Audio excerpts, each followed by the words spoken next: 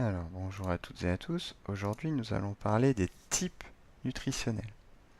Et on va commencer par les chimio-organo-hétérotrophes. Un exemple de chimio-organo-hétérotrophe, c'est par exemple la bactérie Escherichia coli. Alors, les chimio-organo-hétérotrophes utilisent comme source d'énergie une molécule chimique. Cette molécule chimique, le donneur d'électrons, est une molécule organique.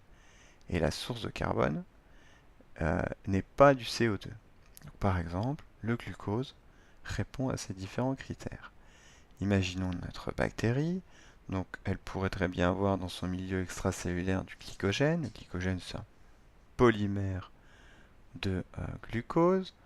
Donc, ici, j'ai dessiné un monomère de glucose qui est répété plusieurs fois pour former le glycogène. Le glycogène est trop grand pour rentrer dans la bactérie. Il ne peut pas passer la membrane plasmique. Donc, la bactérie va produire une amylase, une enzyme, euh, qui va découper le glycogène en glucose. Donc l'amylase est sécrétée de manière extracellulaire, permettant au monomère de glucose de rentrer via des transporteurs. Le glucose va être utilisé dans la glycolyse. Alors, première étape de cette dégradation est la formation de pyruvate. Euh, donc, à l'issue de la glycolyse, on aura deux molécules de pyruvate pour un glucose et puis de l'ATP et du NADH. Donc cette molécule réductrice. Et alors, si l'organisme est en condition anaérobie, le pyruvate va être fermenté. Et le but de la fermentation est en fait de régénérer du NAD+, pour permettre à la glycolyse de continuer à fonctionner et de former l'ATP. Si la bactérie est en présence d'oxygène, elle va pouvoir continuer la dégradation du pyruvate par la respiration. Dans une première étape, le pyruvate va perdre un carbone pour former de l'acétyl-CoA. L'acétyl-CoA va ensuite être catabolisé dans le cycle de Krebs, cycle TCA. Relâcher du carbone sous forme de CO2 et produire de l'ATP des molécules réductrices comme le NADPH, NADH et le FADH2.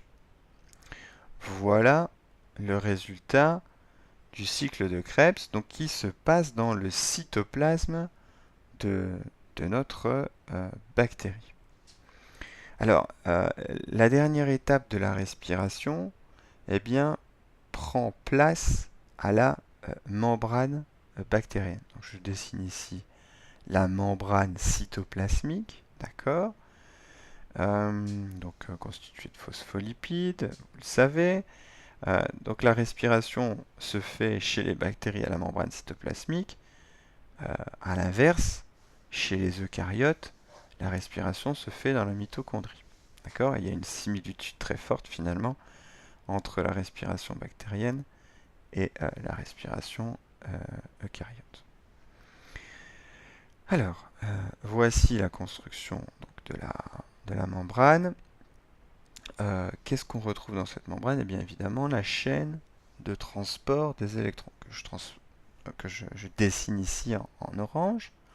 Et nos donneurs d'électrons, NADH, NADPH, FADH2, eh bien, viennent donner leurs électrons aux transporteurs d'électrons de la chaîne de transport des électrons. D'accord? L'accepteur final étant l'oxygène qui donnera de l'eau, mais uniquement dans le cas d'une respiration aérobie. Dans d'autres cas, l'accepteur d'électrons peut être tout autre. Par exemple, du nitrate qui donnera des nitrites. D'accord? Mais ça n'est qu'un exemple. Dans ce cas, on parlera de respiration anaérobie. Le rendement n'étant pas le même. L'oxygène étant un très bon accepteur d'électrons, le potentiel redox de l'oxygène étant assez élevé. Donc je dessine ici l'échelle de potentiel redox. Nos donneurs d'électrons, NADPH, NADH, FADH2, ont un potentiel redox très négatifs et ainsi vont pouvoir donner leurs électrons via les transporteurs électrons jusque à différents accepteurs. Ici un exemple, le nitrate et l'oxygène. Et donc cela génère, l'énergie est récupérée pour générer un gradient de protons. Et c'est grâce à ce gradient de protons que l'ATP va pouvoir être généré. L'ATP est généré comment? Par une machinerie appelée ATP synthase, sorte de dynamo qui va récupérer le gradient de protons. Donc on a des protons dans le milieu, dans le périplasme, hein, qui va faire tourner cette ATP synthase et générer de l'ATP en fonction, à partir d'ADP et de P. Donc voilà pour le premier type trophique, les chimio-organo-hétérotrophes. On va continuer par les chimio-litho-autotrophes. Bon, eh bien, un exemple pourrait être Nitrobacter.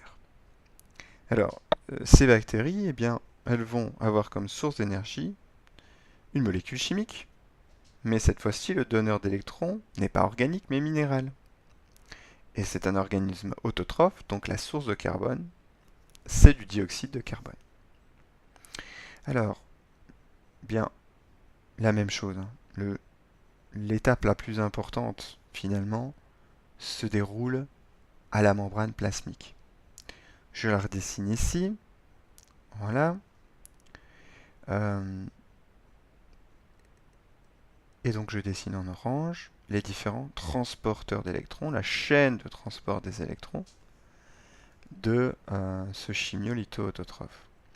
Alors, on a pris comme exemple, mais il y en a d'autres évidemment, les nitrites. Les nitrites qui donnent ces électrons à la chaîne de transport des électrons, formant des nitrates. L'accepteur final pouvant être, par exemple ici, l'oxygène. Donc on a une respiration aérobie. Mise en place, conséquence de ça, donc mise en place d'un gradient de protons. Ce gradient de protons va faire tourner l'ATP synthase, générant ainsi de l'ATP à partir d'ADP et de P. Alors, il faut comprendre quelque chose ici, c'est que le potentiel redox du couple nitrite-nitrate est plus positif que les potentiels redox du NADPH, NADH ou FADH2. Ça pose problème. Comment la bactérie va pouvoir générer ces molécules donneurs d'électrons qui sont absolument nécessaires pour son anabolisme? Eh bien, on va le voir que tout ceci se passe encore une fois à la membrane. Donc je redessine la membrane plasmique avec la chaîne de transport des électrons dans ce magnifique orange. Donc, de la même façon, les nitrites vont donner leurs électrons à la chaîne de transport des électrons. C'est un donneur d'électrons. Ces électrons vont être transportés et arriver jusqu'au NAD+, par exemple, pour donner du NADH. Mais évidemment, comme le potentiel redox de ce couple est négatif, plus négatif, il va falloir apporter l'énergie. Et cette énergie vient du flux de protons. D'accord? Donc là, il y a consommation de force protomotrice. Alors, dernière étape pour ce petit animal qui est un autotrophe, eh bien, c'est donc la source de carbone, le CO2. Le CO2 rentre jusque dans le carboxysome, donc passe par une étape de bicarbonate que j'ai éludée ici. Le CO2, une fois à l'intérieur du carboxysome, va réagir avec la ribulose biphosphate, qui est une molécule organique à 5 carbones, et grâce à l'enzyme Rubisco, former du glucose. Glucose qui est une molécule à 6 carbones. Donc on a fixation du carbone du CO2. Ceci nécessite évidemment de l'énergie sous forme d'ATP et des électrons, fournis par les donneurs d'électrons générés précédemment. Voilà comment notre ami la bactérie génère son glucose. Alors, dernier type trophique que nous allons voir aujourd'hui, eh bien, c'est les photolitho-autotrophes. Donc, par exemple, ici j'ai pris un exemple de chlorobium, qui sont en fait des bactéries vertes sulfureuses. Alors, la source d'énergie, ce sont les photons. D'accord? Alors, le donneur d'électrons, ici, c'est soit H2S, il y a une erreur ici, hein, c'est pas H2O mais H2S, dans le cas d'une bactérie sulfureuse, ou alors directement le photosystème. On va voir comment. Le photosystème que j'indique ici sous forme de P840, c'est la longueur d'onde de l'énergie collectée par le photosystème. C'est un autotrophe et donc évidemment la source de carbone, c'est le CO2, le CO2 de l'air. Alors, encore une fois, on recommence, hein, tout se passe à la membrane chez les bactéries. Donc, je la dessine ici. Alors, voilà, je la déplace pour faire de la place pour le photosystème. Donc, en rouge, le plus important finalement, sera le photosystème. Le photosystème, c'est quoi? C'est un ensemble de pigments qui sait collecter l'énergie lumineuse, d'accord, et ainsi acquérir un potentiel redox négatif pour donner ces électrons à la chaîne de transport des électrons. Donc en fait, quand les photons arrivent sur le photosystème, euh, les électrons vont pouvoir être donnés à la chaîne de transport des électrons, hein. Donc je dessine ici les cytochromes en orange. D'accord? Donc le parcours des électrons est finalement le même. Et là, la caractéristique, c'est que ces électrons vont retourner au photosystème. Du moins dans un premier temps. Donc le photosystème, quand il reçoit de l'énergie, il devient le donneur d'électrons. Il reçoit de l'énergie par les photons. Et quand il a perdu son électron, eh bien, il devient un accepteur d'électrons. Toute cette machinerie vient générer un gradient de protons, et le gradient de protons va faire tourner cette bonne vieille ATP synthase qui va générer de l'ATP en fonction, grâce à de l'ADP et du PI. D'accord? Alors,